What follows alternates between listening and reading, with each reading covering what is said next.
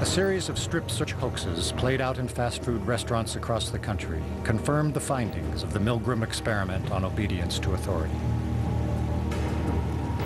He sounded like a police officer. And I'm thinking, okay, you know, I'm doing what I'm supposed to do. He was getting some kind of satisfaction by being an authoritative figure and telling people what to do, and then realizing by the phone conversation that they were actually doing what he said.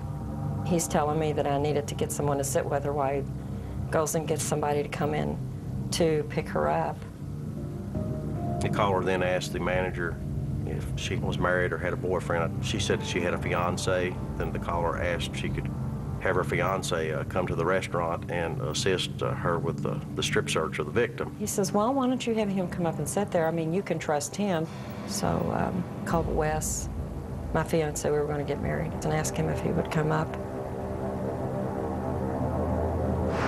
The manager goes about doing her duties of running the restaurant and leaves the fiance there in the office, and then the caller starts giving instructions over the phone of things that he wants the victim to do and what he wants the fiance to tell her to do.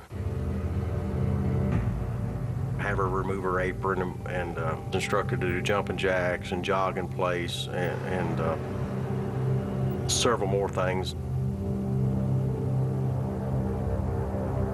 She was still in high school.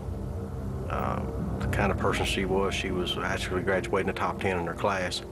And she was scared of being in trouble with the police, so she sort of just went along and did whatever the fiance told her to do because she didn't want to be in trouble for anything.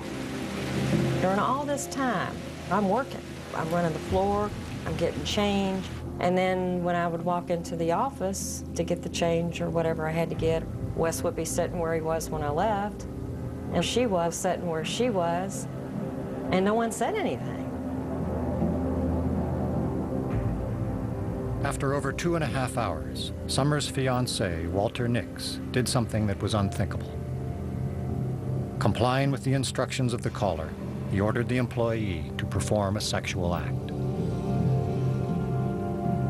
A lot of people, you know, look at you and go, well, you're a nut, you should be strung up. I've had it even said to me.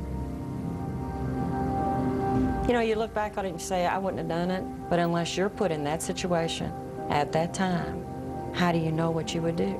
You don't. You don't. What are the pressures that compel us to obey orders, even when we know that they are wrong?